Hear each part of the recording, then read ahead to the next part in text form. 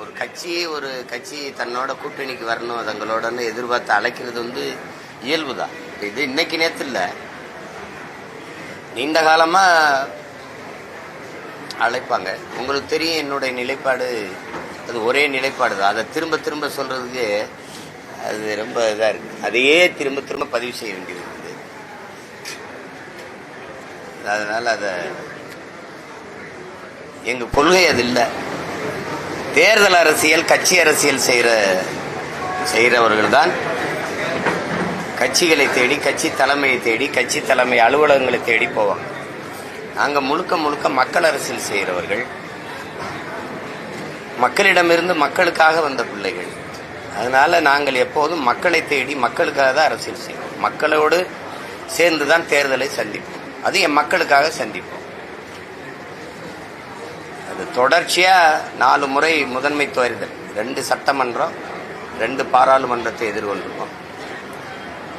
வெற்றி தோல்வி, அதை தாண்டி 5வது முறையும் ஒரு கட்சி தனிச்சு போட்டியிடுதுன்னா அது நாம் தமிழர் கட்சியாக தான் இருக்கும். அது 234 தொகுதியிலையும் போட்டியிடுவேன். 117 பெண்களுக்கு வாய்ப்பு, 117 ஆண்களுக்கு வாய்ப்பு. அரசியல் வரலாற்றில் நிராகரிக்கப்பட்ட தமிழ் சமூகங்கள் இருக்கு, அவங்களுக்கெல்லாம் தேர்தலில் வாய்ப்பு. பல பொது தொகுதிகளில் ஆதிக்குடிகளுக்கு வாய்ப்பு. அப்படி நினைக்கிறத மறுபடியும் சொல்றேன், எங்களுடைய பயணம் எங்கள் கால்களை நம்பிதான். எங்கள் தலைவர் எங்களுக்கு கற்பிச்சது என் விடுதலை என் கையில் தான், எங்கள் விடுதலை எங்கள் கையில் தான். அடுத்தவர் கால்களை தோள்களை நம்பி நாங்கள் எங்கள் பயணத்தை தொடங்கினால் எங்கள் இலக்கை நோக்கி அந்த பயணம் போகாது. பிறர் தோள் மீது ஏறி நின்று நான் உயரமானவன் என்று காட்டுவதை விட தனித்து நின்று உண்மையான உயரத்தை காட்டுவதே மேலானது. அந்த தத்துவத்தை படித்த பிள்ளைகள் நாங்கள் தனிச்சுதான் போட்டிடுவோம். எங்களோடு எங்க தத்துவத்தை ஏற்று, நான் எங்கள் தலைவர் மேதகு வே. பிரபாகரன் பயப்படாம என் பக்கத்தில் இருக்கணும். புரியுதா? எனக்கு ஒரு கொள்கை இருக்கு, ஒரு கனவு இருக்கு. அது என்னுடைய கனவு இல்லை, எங்கள் முன்னவர்கள் எங்களுக்கு கையடிச்சது, எங்கள் தலைவர் எங்களுக்கு கையடிச்ச பெருங்கனவு. 800 ஆண்டுகளா தமிழ் தேசிய முன்னவர்கள் பெருமக்கள் தூக்கி சுமந்து வந்த கனவு. அதை நிறைவேற்றணுங்கிற எங்களுக்கு ஒரு வெறி இருக்கு. நெஞ்சு முழுமைக்கும் காயம் இருக்கு, அதுக்கு மருந்து தேடுற தேடல் இருக்கு. எல்லா வேதனைக்கும் ஒரே மருந்து தான் சாதனை. அதுக்கு போராடுற பிள்ளைகள் எங்களை போய் அங்க போயிருவியா, இங்க போயிருவியா, அந்த கூட்டணி போயிருவியா, அதெல்லாம் நானும் பல ஆண்டுகளா சொல்லிட்டேன். உங்களுக்கு வேற கேள்வி கிடைக்கல, எனக்கு அதையே பதில சொல்லி திகட்டிருச்சு. அதனால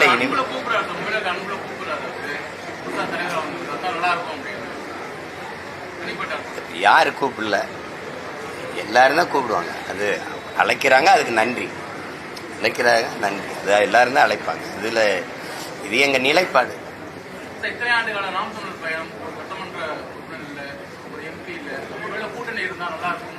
அதெல்லாம் இருக்காது. இப்ப கூட்டணியில இருக்கிற இத்தனை ஆண்டுகள்ல திராவிட கட்சிகள் இத்தனை ஆண்டு இருக்குது. திமுக அதிமுக மாதிரி இந்த நாம் தமிழர் கட்சி தமிழ் தேசிய அரசியல் வளருது, எழுச்சி வருது அப்படின்னு இங்க ஒருத்தன் இல்ல அப்படின்னா, இத்தனை ஆண்டு கழிச்சு தமிழ்ல அரசாணை வெளியிடப்படும் அப்படின்னு ஏன் வருது? இந்த நேத்தான் கட்சி ஆரம்பிச்சு ஆட்சிக்கு வந்திருக்காங்களா? இந்த 4.5 ஆண்டுகள்ல ஏன் தமிழ்ல அரசாணை வரல? ஏன்னா அவன் வளர்றான், அந்த அரசியலின் தேவை அதிகமாகுது. அதானே எல்லாம் நீங்க பேசுனீங்க, முற்போக்கு பேசுனீங்க, பெரியார் பேசுனீங்க, சமூக சீர்திருத்தம், சமநிலை சமூகம், சாதிய தீண்டாமை ஒழிப்பு, ஏற்றத்தாழ்வுகள் மறுப்பு, எல்லாம் தான் பேசுனீங்க. ஆனாலும் ஆதி தமிழ்குடி ஊராட்சி மன்ற தலைவரை வந்தா உட்கார நாற்காலி இல்ல. இந்த நூற்றாண்டுல இவ்வளவு அறிவு வார்ந்த சமூகம்ங்கிறோம். எல்லாம் ஜனம் உள்ளங்கையில உழவு துவச்சு பார்த்துருக்கான். எங்களுக்கு மேல் பகுதியில் கோயில்களுக்கு இறைக்கு முன்னாடி எங்களுக்கு சமநிலை இல்லை, தனித்தனி சுடுகாடு. இது என்னைக்கு ஒழிக்கிறது சொல்லு? செத்தவண்ணா எங்களை புதைக்க ஒரே இடம் இல்லை, ஒரே குடியிருப்பு இருக்கு, எல்லாரும் ஒன்னா குடியிருக்கிறான். அதான் செத்தவண்ண பணத்தை புதைக்க தனித்தனியா வச்சுக்கிறேன். இந்த நிலையை ஒழித்தது இந்த இனத்திலே எங்கள் தலைவன் தான். ஈழத்துல இந்த நிலையை மாத்தி காட்டினார். என்ன மேல் பாதையில என்னது சொல்ற? எங்க தாத்தா முத்துராமலிங்க தேவர் சொல்றாரு, உண்கிறகை உயர்ந்தது உழைக்கிறகை தாழ்ந்தது என்கிற எண்ணம் எவருக்கும் வரக்கூடாது. இறைவனுக்கு முன்பு 2 கரமும் குவித்துதான் நம் வணங்குறோம். அந்த எண்ணம் எல்லோருக்கும் இருக்கணும். மனிதனில் உயர்ந்தவன் தாழ்ந்தவன் என்ற பாகுபாடு இருக்கக்கூடாது. இது அண்ணல் அம்பேத்கர்ல இருந்து மிகப்பெரிய தத்துவ பேரறிஞர் எல்லாம் நமக்கு போதிச்சு பாடி, சித்தர்கள், யோகிகள், ஞானிகள், வள்ளுவ பெருமகனார், அவ்வை மூதாட்டி, சிவாக்கிய சித்தர் எல்லாரும் தான் பாடினாங்க. பாரதி பாடினா, பாரதிதாசன் பாடினா. பயன் என்ன இருக்கு? பயன் என்ன இருக்கு? கோயில்ல ஒன்னா போய் உட்காந்து சாமி கும்பிட முடியல. இவ்வளவு பெரிய அதிகாரம் வேடிக்கை பார்த்துட்டு பூட்டிட்டு போகுது. ஆனா வெளியில வந்து பயங்கரமா முற்போக்குங்குது, சீர்திருத்தம்ங்குது. அங்க பள்ளிக்கூடத்துக்கு போற புள்ள புத்தகத்தோட போகாம கத்தியோட போய் குத்திக்கிட்டு இருக்கான். சிந்தனை என்பதே சமூகத்தின் விளைச்சல். அப்ப எப்படிப்பட்ட சமூகத்தை? இந்த நிலை மாறும்னா இன்னொரு தலைமுறை சரியாகி வந்து இதை மாத்தும் நினைச்சா அடுத்த தலைமுறை அந்த பிஞ்சு நெஞ்சுக்குள் இந்த நஞ்சு விழுந்தது எப்படி? கத்தி எடுத்து குத்தி ரத்தம் பார்க்கிற கொடிய மனநிலை அந்த பிஞ்சு நெஞ்சுக்குள்ள எப்படி வருது? அப்ப கல்வி எதை போதிக்குது? அவன் வாழுகிற சமூகம், அதை சுற்று அந்த சூழ்நிலை எப்படி அவனை உருவாக்கி இருக்கு? அந்த துணிவு எப்படி வருது? கத்தி எடுத்துட்டு போய் தன்னை வயதை ஒத்த சக மாணவனை வெட்டிடலாங்கிறத எப்படி வருது? எவ்வளவு நடுக்கமும் பயமும் வருது பாருங்க. ஒரு தலைமுறை எப்படி தயாராகி வருது பாருங்க. எல்லா பள்ளிக்கூடங்கள், கல்லூரி வளாகங்கள்லையும், எல்லா வழிபாட்டு தலங்கள்லையும் போதைப் பொருள் இருக்கு. கஞ்சா, சாக்லேட் விற்கிது, மிட்டாய் விற்கிது. திரவம் அது மட்டும் இல்லை, எல்லா வழியிலையும் போதை இருக்கு. இப்ப இது ஒரு குற்ற சமூகத்தை திட்டமிட்டு உருவாக்குது. இந்த அரசு அதை பத்தி கவலையும் படுறதில்ல, ஒன்றும் படுறதில்ல. சட்டம் இருக்கு, அதுல ஒழுங்கு இருக்கா? சட்டம் ஒழுங்கா? சட்டம் இருக்கு, அதுல ஒழுங்கு இருக்கா? ஏதாவது ஒரு கேள்விக்கு பதிலாவது சொல்றாங்களா? தம்பி ஆம்ஸ்டாங் கொலையில 3 பேரை சுட்டு கொன்னீங்களே, ஏன் கொன்னீங்கன்னு கேட்டா அது பதில் சொல்லுங்க. ஏன் கொன்னீங்க? 63 பேர் சாராயங்காய்ச்சி செத்து போயிட்டாங்க, கள்ளச்சாராயங்காய்ச்சி. அவர் திருப்பி 90 நாள்ல பிணையில் வந்து மறுபடியும் சாராயம் காய்ச்சிறாரு. எந்த துணிவில் காய்ச்சிறாரு? ஒன்னும் செய்யாது. ஏன்னா அரசு எல்லா பாதுகாப்பையும் அதிகாரம் கொடுக்குது. நீங்க செஞ்சிட முடியுமா? அப்படி யாராவது செஞ்சிட முடியுமா? அந்த துணிவு எப்படி வருது? அதிகாரத்தில் இருக்க அவங்க அதிகபட்ச நடவடிக்கை என்ன? அங்க இருக்கிற மாவட்ட ஆட்சியரை பணியிட மாற்றுவாங்க, காவல்துறை அதிகாரியை, அதாவது மாவட்ட காவல்துறை அதிகாரியை பணியிட மாற்றுவாங்க. அதுதான் எல்லா குற்றங்களும். மயிலாடுதுறையில கள்ளச்சாராயம் விற்கிறாங்க, அது கோயிலுக்கு பக்கத்திலே விற்கிறாங்கன்னு படிச்சுக்கிட்டு இருக்க 2 பிள்ளைகள். அதுல ஒரு பிள்ளை என் கட்சி, எங்களுடைய பிள்ளை. 2 பேரை வெட்டியே கொண்டுட்டான். என்ன நடவடிக்கை இருந்திருக்கு? அதே தான் அந்த மாவட்ட ஆட்சியர் மாற்றம், அந்த காவல்துறை அதிகாரி மாற்றம். அரசுக்கு எந்த பொறுப்பும் இல்லை, அதுக்கு எதுவுமே தெரியாது. அரசுக்கு எதுவுமே தெரியாது. பாவம் அந்த அங்க இருக்க காவல்துறை அதிகாரி, அந்த மாவட்ட ஆட்சியர்கள் தான் எல்லா தவறையுமே. ஏன்னா அவங்க தான் ஊழல் போட்டு சாராயம் காய்ச்சி வீங்கன்னு சொல்றது எல்லாம் அவங்க தான். அப்படி ஒரு அமைப்பு இருக்குது. என்ன பண்ண? இதெல்லாம் நான் இல்லை, நீங்க இல்லை, இந்த நாட்டில் பிறந்த ஒவ்வொருத்தனும் வெக்கி தலைகுனியன். இதுக்கெல்லாம் இந்த நூற்றாண்டுல ஒரு கோயில் இறைவனுக்கு முன்னாடி ஒரு விரும்பிய சாமியை ஒன்னா நின்று கும்பிட முடியல. அவ்வளவு சாதிய தீண்டாமையும் அவ்வளவு ஒரு இது இருக்கு. ஒரு என்னை போல எலும்பு, நரம்பு, ரத்தம், சதை, பசி, உறக்கம், கனவு, கண்ணீர் எல்லாம் கொண்ட சக மனிதனை நான் என்னிலும் தாழ்ந்தவன், நான் அவனிலும் உயர்ந்தவன் என்று தாழ்த்தி வீழ்த்தி சுகம் காண்கிற ஒரு மனநிலை என்பது மன நோயை தவிர வேற என்னவா இருக்க முடியும்? என்னவா இருக்க முடியும்? பிறப்பின் அடிப்படையில் எத்தனை காலம் இருக்கு பாருங்க. பிறப்பின் அடிப்படையில் உயர்ந்தவன் தாழ்ந்தவன் என்ற பேதம் பாராட்டுகிற அந்த கோட்பாட்டை நொறுக்காம நீங்க என்ன சாதிக்க போறீங்க? பிறப்பு ஒக்கும் எல்லா உயிருக்கும் பாடி எத்தனை ஆயிரம் ஆண்டுகள் ஆயிடுச்சு. யாரு மேல கீறினாலும் ரத்தம் ஒண்ணுதான் ஆக மொத்தம் நீ நானும் 10 மாதம் தான் தாத்தன் பட்டுக்கோட்டை பாடுறான். எவ்வளவு பேர் இருட்டறையில் உள்ளதடா உலகம், சாதி இருக்கின்றது என்பானும் இருக்கின்றானேங்கிறார் புரட்சி பாவலர். சாதிகள் இல்லையடி பாப்பாங்கிற அவன் என்ன எதுக்கு சொல்றான்? அடுத்த தலைமுறை பிள்ளைகளுக்காவது அந்த நல்விதையை நெஞ்சில விதைப்போன்னு நினைச்சுதான் அவன் பாப்பாவுக்கு பாடுறான். ஏன் தாத்தாவுக்கோ அப்பாவுக்கோ பாடல? அடுத்த தலைமுறையை தயார் செய்யணும்னு நினைச்சான் பாரதி. அது இப்படி வந்து நிக்குது.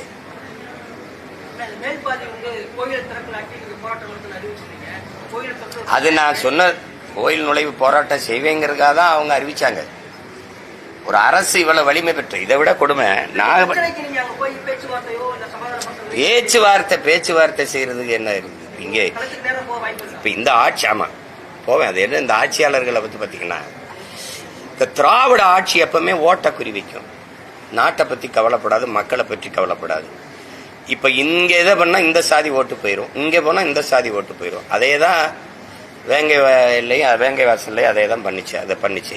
இப்ப நாகப்பட்டினத்துல ஒரு உயர் சாதி சுடுகாட்டு வழியே தாழ்ந்த சாதிக்கார ஒரு மகன் இறந்துட்டாரு. அந்த சுடுகாட்டு வழியே அவர் உடலை எடுத்துட்டு போக விடல. அது ரொம்ப கலவரமாச்சு. அப்ப மாவட்ட ஆட்சியர் போய் மாற்று பாதை தாரேன் அதுல கொண்டு போங்கன்னு தான் சொன்னார். வெளியே போங்க, யார் தடுக்கிறான்னு பாப்போம்னு சொல்லு. அப்ப அரசே தீண்டாமையை வச்சிருக்கு. இது நினைச்சா என்ன பண்ணிட முடியும் சொல்லுங்க? வாக்கு செலுத்துறதுக்கு துணை ராணுவ படையை கொண்டாந்து வச்சுக்கிட்டு, காவல்துறை வச்சுக்கிட்டு எங்களை பாதுகாப்பா வாக்கு செலுத்த வைக்கிற நீங்க எங்களை பாதுகாப்பா வழிபட வைக்க முடியாத? அப்ப எதுக்கு தான் இந்த அதிகாரம் இருக்கு? எதுக்கு தான் அதிகாரம் இருக்கு? எதுக்கு பேசுறீங்க நீங்க?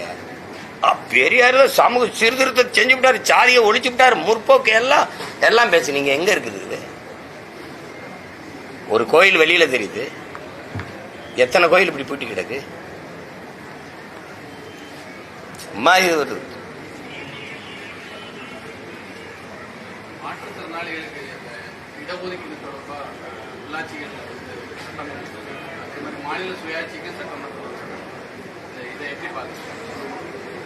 இல்ல மாற்றுத்திறனாளிகளுக்கெல்லாம் நம்ம முதல்ல செஞ்சிருக்கணும். அதெல்லாம் ரொம்ப அடிப்படை உரிமையும் கடமையும்.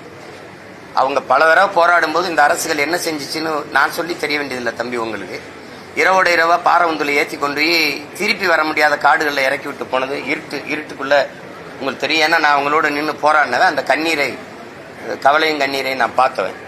இன்னைக்கு தேர்தல் நெருங்கும் போது இதெல்லாம் என்னைக்கு செயல்பட தொடங்கும்?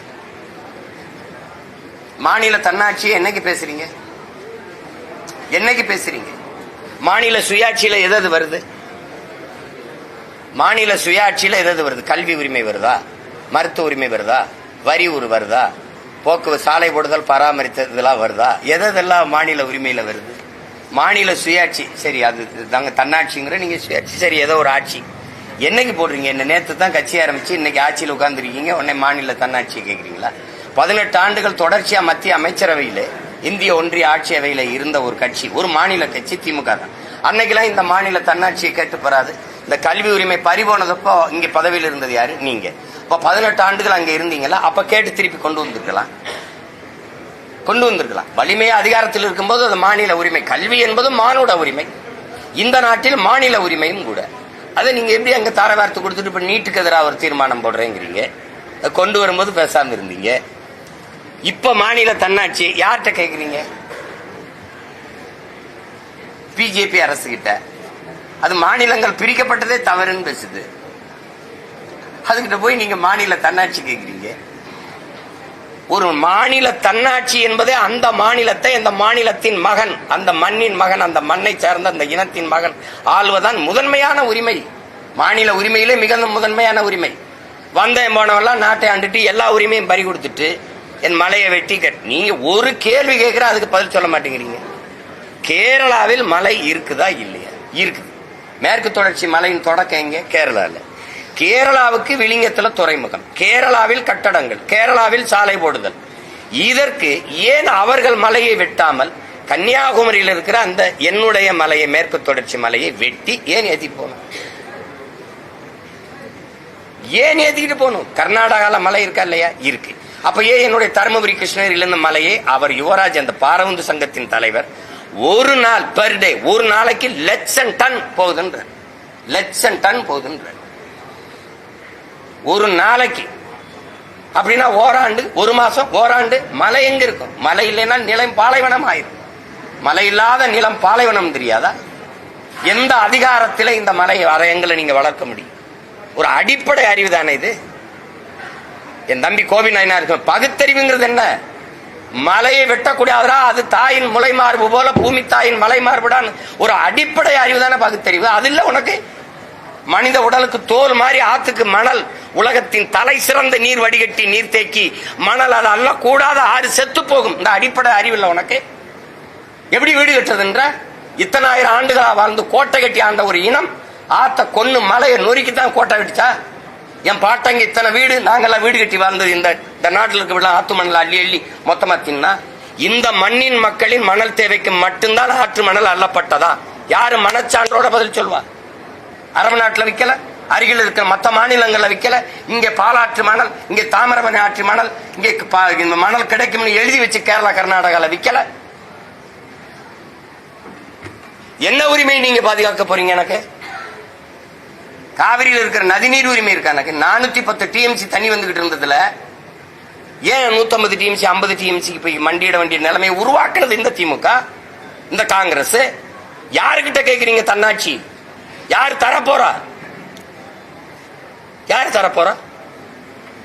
சாதிவாரி கணக்கெடுப்பு அது மத்திய அரசு எடுக்கணும். உங்களோட கூட்டணி வச்சிருக்கிற தெலுங்கானால இருக்க காங்கிரஸ் எடுக்குது, கர்நாடகாவில் இருக்கிறது எடுக்குது, எல்லாம் எடுக்குது. நீங்க எடுக்கணும், அது சாட்டி விட்டுறணும்.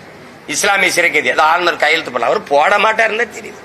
அவர் RSS மெம்பர் ஆஃப் RSS, அவர் எப்படி இஸ்லாமிய சிறைக்கைதிக்கு விடுதலைக்கு போடுவாரு? அப்ப வாக்கு கேட்கும்போது என்ன கேட்டிருக்கணும்? ஆளுநர் கையெழுத்து போட்டா விடுதலை செய்யறேன் அப்படி சொல்லியிருக்கணும். குடும்ப தலைவிக்கு 1000 நீங்க ஓட்டு வந்த பிறகு என்ன சொல்றீங்க? தகுதியானவன். ஏன் ஆத்தாரக்கா தகுதியை பார்க்க நீங்க, உங்களுக்கு என்ன தகுதி இருக்கு? எங்க அம்மாவுக்கு தகுதி இருக்கா இல்லையான்னு சொல்ல, இதெல்லாம் சேட்டை தானே. அப்ப வாக்கு கேட்கும் போது சொல்லியிருக்கணும், தகுதியான குடும்ப தலைவிக்கு 1000 ரூபாய் கொடுக்கணும். போயான்ட்டு போயிருப்பாங்க. எல்லாமே ஏமாற்று, எல்லாமே ஏமாற்று. திடீர்னு தேர்தல் வரும்போது ஏன் இந்த பாசம் வருது? அதான் திரும்ப திரும்ப சொல்றேன்ல, தனியா போடுவான், பொம்பளையில பிடிச்சி காய பிடிச்சி செலவு பண்ணுவான், தாலியை தோடு தொங்கட்டான அத்துட்டு போவான், ராத்திரில ஆடு மாடுல திருடிப்பான், எல்லா சல்வாரித்தனமும் ஒருத்தன் பண்ணுவான். நான் கோயில்ல நாங்க மாரியம்மாவுக்கு முளைப்பாரி போட்டு காப்பு கட்டும் போது அவனும் மாலையை போட்டுருவான், அவனும் காப்பை கட்டிக்கிடுவான். திடீர்னு திருவிழா வரும்போது சாமி ஆடுவான் பாருங்க, அந்த ஒரு நாள் புனிதன் ஆயிடுவான். அது மாதிரி இந்த திராவிட கட்சி இருக்குல்ல, குறிப்பா திமுக இருக்குல்ல, அது கோயில் திருவிழா, அது தேர்தல் திருவிழா. தேர்தல் திருவிழா வரும்போது புனிதர் வேடம் போடும் பாருங்க, அது திடீர்னு தீர்மானம் போட்டுரும். இந்த தீர்மானத்தால மாநில தன்னாட்சி வந்துடும், இதை கொடுத்துட்டு போயிருவாங்க. தன்னாட்சியில எது வருது? மொழி உரிமை இருக்கு. முதல்ல மொழி இருக்குதா? என் தாய்மொழியில படிக்க உரிமை இருக்கா? படிச்சா அதுக்கு வேலை கிடைக்குமா? அதை கொடுத்துருக்கீல. கர்நாடகால தனியார் முதலாளிகள் வந்து தொழிற்சாலை தொடங்கினாலும் அதுல 100 விழுக்காடு கர்நாடகர்களுக்கு வேலை வாய்ப்பு கொடுக்கறதுனா வாண்டான். அப்படி ஒரு சட்டம் அப்படி இருக்க, அப்படி ஒரு பாதுகாப்பு இருக்க. உயர்நீதிமன்றம் சொல்லுது, தமிழ்ல படிச்சவங்களுக்கு ஒரு 20 விழுக்காடாவது வேலை வாய்ப்பு கொடுக்கணும். உயர்நீதிமன்றம் கெஞ்சுது. இது பேரு தமிழ்நாடு. சும்மா மாநகராட்சி கட்டடங்களே அரசு அலுவலகங்களே தமிழ் வாழ்கன்னு எழுதுனா வாழ்ந்துருமா? உள்ள கோப்புகள்ல, உள்ள இருக்க கோப்புகள்ல தமிழ் இருக்கா? இன்னைக்கு தான் இத்தனை கழிச்சு அரசாணை தமிழ்ல வெளியிடுவோம் அப்படின்னு. உங்களை எல்லாம் நாங்க எப்படி எப்படி எடுத்துக்கிறது? நாங்க எங்களுக்கு இந்த கச்சத்தீவு பறி போனது, காவிரி நதி நீர் போனது, அதெல்லாம் விட பெரிய வருத்தம் இருக்கு. எங்களை நீங்க இந்த பங்காளீஸ்வரம் மாதிரி எங்களை வச்சு காமெடி பண்ணலையும் வரல. அது மாதிரி எங்களை எல்லாம் ஒரு அறவேக்காட்டு பயமக்கா, அரசியல் தெளிவு அறிவு இல்ல, சுத்தமா அறிவில்லாத மக்கள், அரசியல் தெளிவோ புரிதலோ இல்லாத ஒரு கூட்டம் நினைச்சுக்கிட்டு இப்ப வந்து கச்சத்தீவை மீட்க தீர்மானம்ங்கிறது, இப்ப வந்து இது மாநில தன்னாட்சிக்கு தீர்மானம்ங்கிறது, எங்களை எல்லாம் என்னவா நீங்க கருதிக்கிட்டு வேலை செய்றீங்க? என்னது எப்படி நினைச்சிருக்கீங்க? எங்களை சுத்த பைத்துக்கார மக்கவங்க. அது ஏதோ பேசுனா அது நாங்கள் அதை தேர்தல் நேரத்தில் பேசணும்ல. கச்சத்தீவை மீட்பிற்கு தீர்மானம், மாநில தன்னாட்சிக்கு தீர்மானம், அது நீட்டு தேர்வுக்கு எதிரான தீர்மானம் படிக்கணும்ல. அதையும் கூட அப்படி மனசுல இருந்து சொல்ல தெரியாது, பார்த்தா படிக்கணும். நீங்க போட்ட தீர்மானம் தாங்க அப்படி நெஞ்சில் வச்சு சொல்லுங்க. அது எப்படி? ஒரு தலைவனுக்கு உள்ளத்திலிருந்து வரணும் வார்த்தைகள். மக்களின் பிரச்சனை மனசிலிருந்து வரணும், உதட்டுல இருந்து வந்து மக்களுக்கு என்ன பிரச்சனைன்னு பார்த்து படிக்கிற எப்படி தலைவனா இருக்க முடியும்?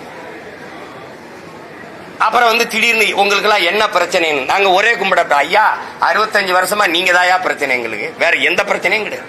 பிரச்சனையே இவங்க தான், இவர்கள் ஆட்சி முறை. இதுல இருந்து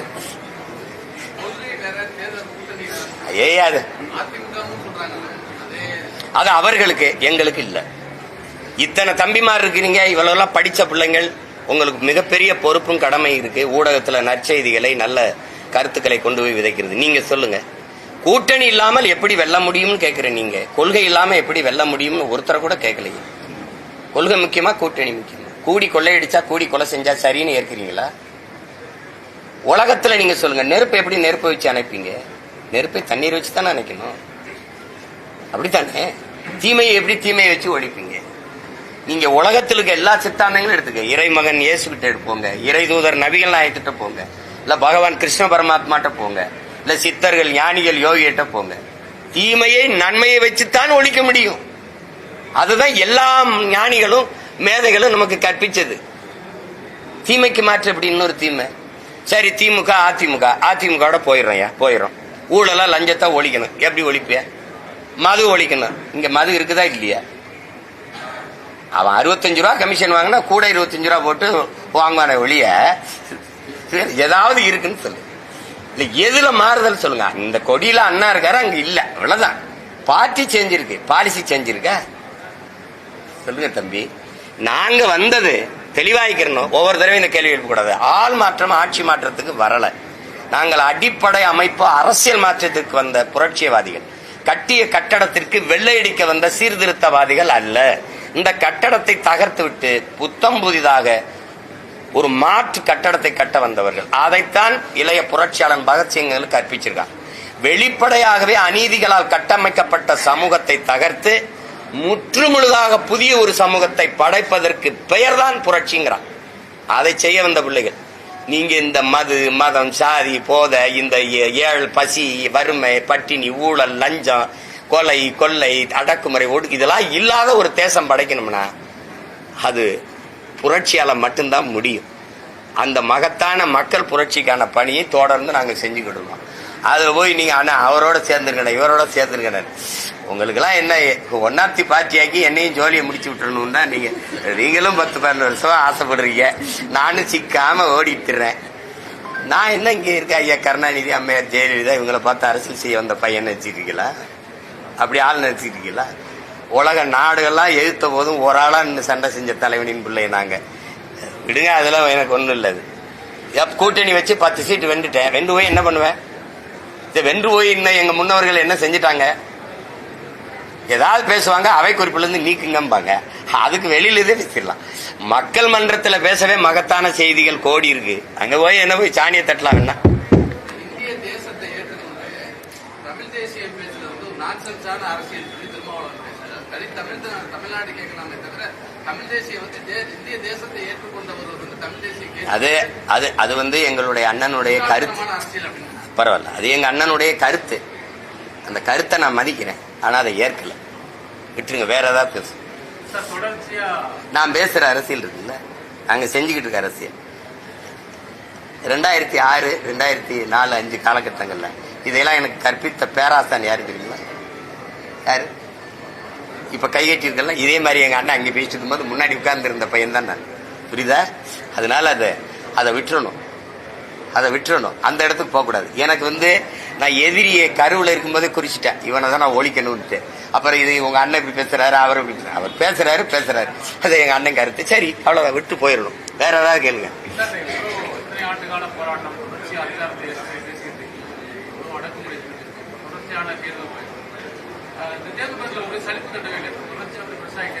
அது சலிப்பு. இப்படி வீர சுதந்திரம் வேண்டி நின்றார் வேறொன்று கொள்வாரோடி பாரதி எங்க பாட்டன். எங்க தலைவர் எங்களுக்கு கற்பிச்சது சுதந்திர பசி கொண்ட மக்களை சோற்று பசி ஒன்னும் செய்யாது.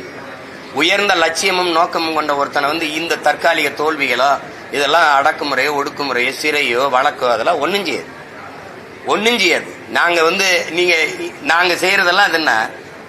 இப்ப மொழிக்காக உடம்புல நெருப்ப கொட்டி வெந்து செத்தவன், காவிரி நதிநீருக்காக என் தம்பி விக்னேஷ் செத்தா, 7 பேர் 3 அண்ணங்க விடுதலைக்காக என் தங்கச்சி செங்கொடி செத்தா, ஈழ படுகொலையை தடுக்க என் தம்பி முத்துக்குமார் செத்தான். என் தலைவனே சொன்னது. நாம களத்துல போராடுறோம், எதிரியோட சண்டை செய்யறோம், ஒரு தோட்டா நெஞ்சில பட்டா இறந்துடும், உடனே மரணம் நிகழ்ந்துருது. ஒருவேளை எதிரி கையில சிக்கிட்டா நெஞ்சில விசக்குப்பி இருக்கு, கடிச்சா அடுத்த நொடியில மரணம் நிகழ்ந்துருது. ஆனா அதை விட பெரிய வீரம் உடம்புல வெறி எண்ணெயை கொட்டிக்கிட்டு நெருப்ப பத்த வச்சு சிறுக வெந்து உயிரை கொடுக்கறது இருக்குல்ல, அதான் ஆகப்பெரிய வீரம். அந்த வீரம் தமிழ்நாட்டில் தான் இருந்ததுங்கிறாரு. அதை வளர்த்து எடுக்காம அதை பார்த்த நாங்க போராளிகள் ஆயிட்டோம், நீங்க வாக்காளிகள் ஆயிட்டீங்களே தம்பின்னு என்று சொன்னது இன்னும் என் காதல கேட்குது. உங்களுக்கு விளங்குதுன்னு நினைக்கிறேன். அதனால அது ஒண்ணுமே கிடையாது. எங்கள் முன்னவர்கள் செய்த ஈகத்துல நாங்க செஞ்சுக்கிட்டு இருக்கோம். அண்ணன் படுற அவமானம் ஏச்சு பேசல. இன்னும் எங்க தலைவரை மட்டும் 100 விழுக்காடு ஏத்துக்கிட்டாங்களே. காந்தி மேல விமர்சனம் இல்லையா? எங்க தாத்தா காமராஜ் தெய்வத்திரு முத்துராமலிங்க எங்க பாட்டை வாவுசி மேல விமர்சனம் இல்லையா, இவனுக்கு விமர்சனம் இல்லைன்னா விமோச்சனம் இல்லை, தூங்க மாட்டான். அடுத்தவனை குறை சொல்லிட்டே இருக்கணும் அவனுக்கு. அதனால அதை போய் பொருள்படுத்தி இருக்க வேண்டியதில்லை. எனக்கு ஒரு சோர்வும் இல்லை. சோர்வு அடைகிற ஆள் மாதிரி இருக்கா இல்ல? அப்படி இருக்கா? பாருங்க, மற்றவங்க எல்லாம் கூட்டணி போயிட்டு இருக்காங்க. நாங்க அடுத்த தேர்தலை எப்படி சந்திக்கிறது கூட்டம் கூட்டமா பேசி போயிட்டு இருக்கோம். 100 வேட்பாளருக்கு மேல தேர்வு பண்ணி வச்சிருக்கேன். பாருங்க, 234 வந்து 134 பேர் இளைஞர்களுக்கு கொடுப்பேன். இவன்லாம் ஒரு வேட்பாளரான்னு ஒளி வாங்கி நீட்னான்னு வச்சுக்க, கொண்டே வருவான் அவனைய. அவ்வளவு பெரிய ஆளுகளா வச்சிருக்கேன். சரிங்க, சும்மா அதெல்லாம் ஒரு 2 வாரத்துக்குள்ள கடிதம் அது அனுப்புறேன்னு இருக்காங்க. நான் கேட்டிருக்கேன். அது சில திருத்தங்களை சொன்னாங்க. அதை திருப்பி இதை மாறுதல் செஞ்சு கொடுத்துருக்கேன். வந்துடும்.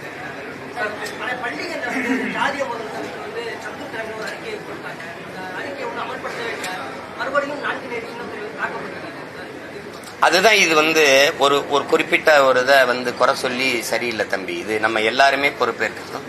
நானும் நீங்களும் எல்லாருக்குமே இந்த கடமை இருக்கு. இது என்ன வருதுன்னா, நம்ம கல்வி வந்து ஒழுக்கத்தை நன்னெறிய கற்பிக்கல. அவங்க இப்ப நம்ம பெற்றோர்கள், ஆசிரியர்கள், அந்த அவர் வாழ்ற சமூக சூழல் எல்லாமே அதுக்கு பொறுப்பேற்க வேண்டியது இருக்கு. ஒரு குற்றம்னா அவன் ரூசா சொல்றான் பாருங்க, நீ குற்றவாளியை பிடித்து தூக்கில போடுறதுலயே நீ வந்து கவனமா இருக்க. அவன் குற்றம் செய்வதற்கான காரணத்தை கண்டுபிடிச்சா அதை தூக்கில போடுன்றான். அப்ப அதுதான் சரியா இருக்கும். இந்த பிள்ளைகள் இப்படி செய்வதற்கு காரணம் என்ன? அதுக்கான காரணம், அந்த காரணத்தை கண்டுபிடிச்சு அதை களைவதுதான் நிரந்தர தீர்வா இருக்க முடியுமே ஒழிய, ஒரு தவறு செய்யறவரை தண்டிச்சுட்டு போனா அந்த தவறுக்கான காரணம் அப்படியே இருக்கும்போது நோக்கம் இருந்தா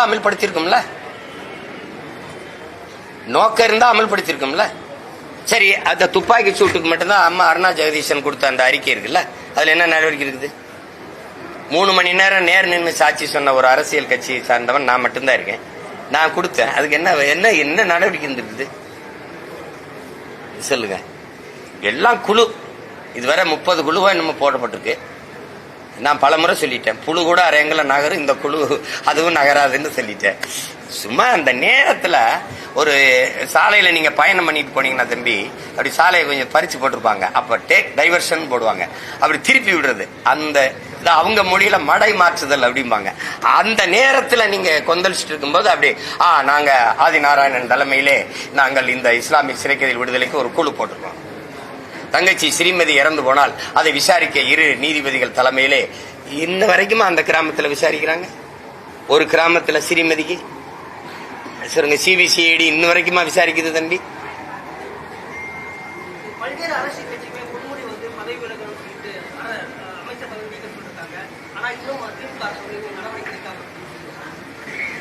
அது அந்த கட்சி தலைமை முடிவு செய்யணும். நான் அதெல்லாம் சொல்லல. ஐயா அப்படி மூத்த தலைவர், ஒரு பேராசிரியராக இருந்தவர், அது பல மாணவர்களை உருவாக்கி வருங்கிறாங்க. ரெண்டாவது அவர் இருக்கிற உயரத்திற்கு அந்த பேச்சு கண்ணியமா இல்லை. அத தவிர்த்திருக்கலாம். நீங்க அது அந்த அவ்வளவு பெரிய தலைவருக்கு அது அழகு இல்லை. அதுக்கு மேல கட்சியில நீங்க அதெல்லாம் நாம முடிவு எடுக்க முடியாதுல்ல. அது என் கட்சி இல்ல.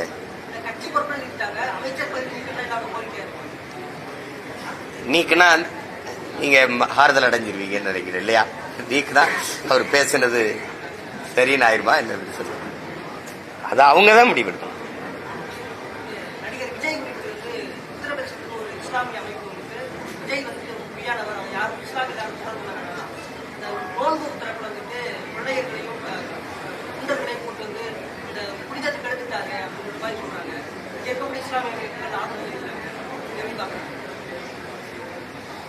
அவ்வளவு தூரம் போகணுமா?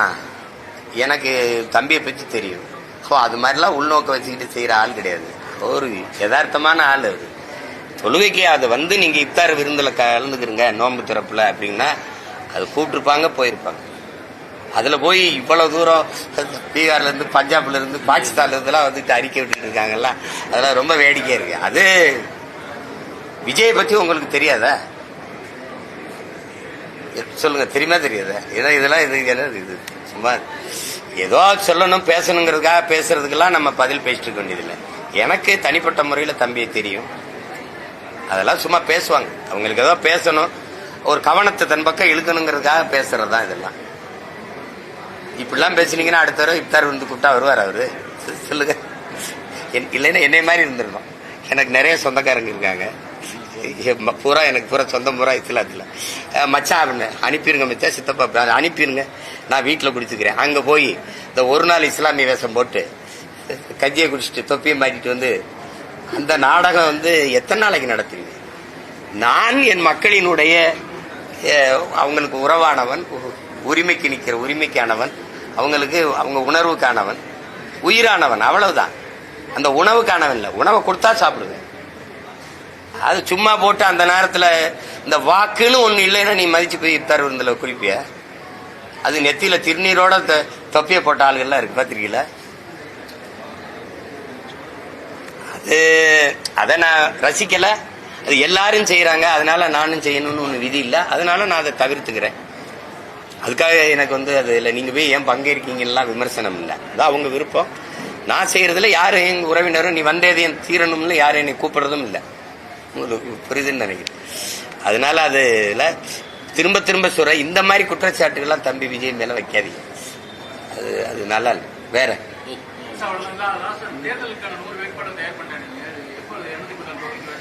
இல்ல, இப்ப நீங்க தம்பி கேட்ட மாதிரி சின்னத்துக்காக தான் காத்திருக்கேன். இப்ப சில இடங்கள்ல சொல்லி வேலை நடந்துகிட்டு இருக்கு. இப்ப தென்காசி, இப்ப வாசவநல்லூர் இதெல்லாம் அறிவிச்சுட்டேன் நிறைய இடங்கள்ல. தூத்துக்குடி, அப்ப கன்னியாகுமரியில நான் 6 வேட்பாளரும் போட்டோம். அப்ப இங்க கீழ்வேலூர்ல என் தங்கச்சி எங்க கார்த்திகா போட்டிடுறா. ஒன்னு ஒன்னா தேர்வு பண்ணிட்டு வர்றேன். இப்ப எல்லாம் வச்சிருக்கேன். அப்புறம் மொத்தமா சொல்லிட்டா உங்களுக்கு ஒரு இது இருக்காது இல்லையா? அண்ணன் வந்து அதான் அமெரிக்கால போலாமா ஆஸ்திரேலியா போலாம். அவ்வளவுதான். மிக்க நன்றி, மகிழ்ச்சி.